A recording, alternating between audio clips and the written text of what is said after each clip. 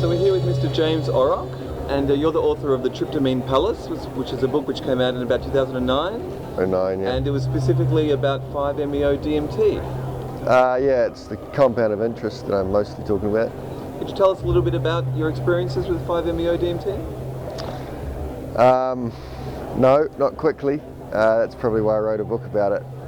I would say that 5-MeO-DMT is different to pretty much all other drug or so-called psychedelic experiences, and it's the transpersonal nature of the experience that caused me to be the most interested in it. James, that's a very dry description. Now, come on. You were tripping balls on 5-MeO-DMT. What was it like on an emotional? Give me some language to describe, the inexpressible. Language to describe the inexpressible. Well, part of the problem is my experience happened 10 years ago now, and I spent a lot of years working on the book, and I spent a lot of years promoting the book the last couple of years, and I feel your reintegration of the experience changes as the years go by. So it's a little difficult for me to really reach back a decade ago and describe with the same emotional impact over and over again something that happened to me so long ago. But it's definitely been a pivotal event in my spirituality and my philosophy and my worldview, my reality worldview. So these days I'd say I've reintegrated the experience and are now another loop up the spiral, so to speak. So this is very interesting because there's some discussion in the countercultural and entheogenic community. Basically, I feel like there's an elitism that is in danger of developing where things like ayahuasca are meant to be sacred and real and true, but something like 5-MeO, smokable 5-MeO, is meant to be a man-made lab chemical, and you consider that it's a sacrament? It can be spiritual 5-MeO? Well, you can get it as toad venom. If you smoke the Sonoran toad venom, it's just as natural as ayahuasca, so that argument's a little defunct, I would say. I think the challenge we have today is to reintegrate spirituality into our worldview generally, and psychedelics, whether they're natural or synthetic, are both operating in the same field of action in the sense they open our consciousness up to the multiple layers of reality that really exist.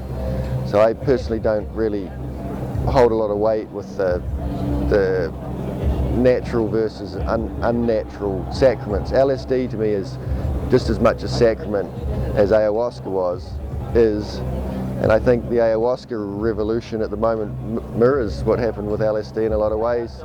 If anything, it's a little more looking for some kind of a form or a structure to conform to. I think we look to these things that because other cultures have used them as sacraments, they're sacramental to us. We create our sacraments by our belief system, not the other way around, I think. Do you think, with ayahuasca use, there's a lot of energy put into keeping context and holding space and having some lineage around it? Is there a lineage with DMT in general? Like, it seems to have arrived in our culture in the 60s, and some commentators say that it's used quite widely recreationally, but who are we to say what is a spiritual experience for someone else? Yeah, well, I have this ongoing discussion with myself and with others in the movement. What is the overall role or effect of what we create these giant festivals and these giant events that attract a lot of people, and people's participation in the psychedelic experience are very varied. For some people it can be a very sacred thing, for other people it can be pretty profane. But I think in a lot of ways it's kind of the accidental Zen lightning effect. Like most people who have really delved into the psychedelic experience have had an experience at some point that has surprised them and has made them really look outside of their box. And it can be on any psychedelic. It can be on mushrooms, it can be on lots of things, and that experience of being outside of the box is what we're all looking for. We're looking for new methods of understanding. So I think that's the key to the experience, is, you know, getting knocked out of the box. Do you think there's something specific about the DMT experience that can be more accessible for people? Is that why it's spreading so rapidly? Where ayahuasca, for instance, takes 7 years for the plant, the vine, to come to fruition. There's a supply and demand issue. Where smokable DMT, there's multiple sources for it. I think there's a few things you got to think about. One, the youth culture today has very high expectations of the psychedelic experience because they've been playing video games and watching movies that have been heavily influenced by the psychedelic experience for 25 or 30 years.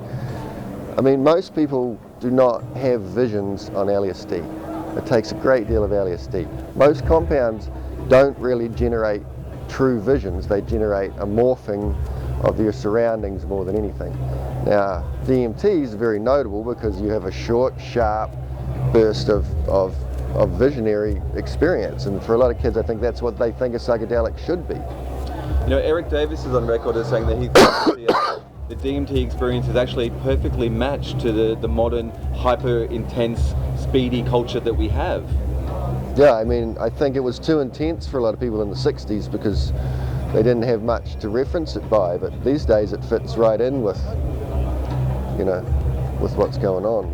It's almost like the cosmic app has loaded into our culture. Well, I'm not entirely sure that the psychedelic experience is not now broken free of psychedelics. Like, I think our movies and our music and our popular culture is drenched with the effect of psychedelics, whether people take the psychedelics or not. The word trippy's entered the vernacular. You hear people describe things as being trippy that have never been anywhere near a psychedelic, but they understand the concept. They see it in the art and the TV and the films and the music. So in some ways, the psychedelic experience has actually gone beyond psychedelics. There you go. All right, Mr. James Oroc, thank you very much for your time. No worries.